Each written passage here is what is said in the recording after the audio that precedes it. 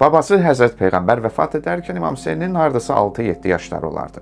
Bir gün İmam Hüseyndən soruşdular ki, Allahın Rəsulundan nə eşitmisən? Vəhiy ocağında böyüyən İmam Hüseyn dedi. O mənə belə öyrətdi. De, Allah təkdir. İmam İxlas surəsinin 1-ci ayəsini nəzərdə tuturdu. Bu surəyə Tövhid surəsi də deyilir. Bu surənin öyrədilməsinin əlbəttə ki, öz sir və rəmzləri var. İnsanın tərbiyə və inkişafında xüsusi rolu vardır. Belə insanların həyatı Allah mərkəzli olur.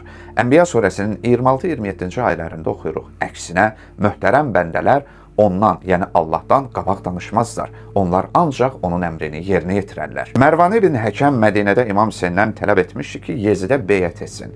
Həzrət isə imtina edib Əhl-i Beytdən olduğunu söylədi, ardınca Təthir ayəsini oxudu. Kərbəlaya hərəkət etməmişdən öncə vəsiyyətnaməsinin sonunda Hud surəsinin 88-ci ayəsinə istinad etmişdi. Mən ancaq Allahın sayəsində uğur qazanıram.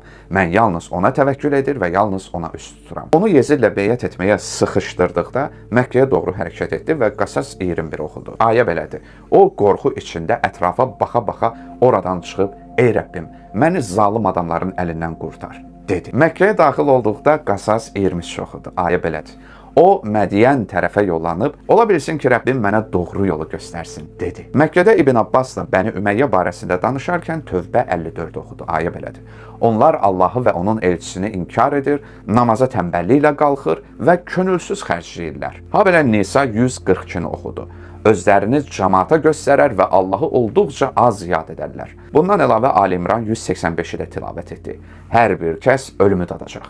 Lakin qiyamət günü mükafatlarını sizə tam veriləcək. Kərbəla yaxınlığında Hür ondan soruşduqda ki, niyə gəlmisən? Həzrət buyurdu, sizin dəvət məktublarınız məni bura gətirdi. İndi isə peşman olmusunuz. Sonra Fəth onu oxudu. Kim əhdini pozsa, ancaq öz əleyhinə pozmuş olar. Aşura günü Yezidin qoşununa Yunis 71 oxudu. Qoşduğunuz şəriklərlə birləşib sözü bir yerə qoyun. Sonra da işinizi aşkarda görün. Bundan sonra mənə qarşı bacardığınızı edin və mənə möhlət verməyin. Əraf 196-nı da oxudu.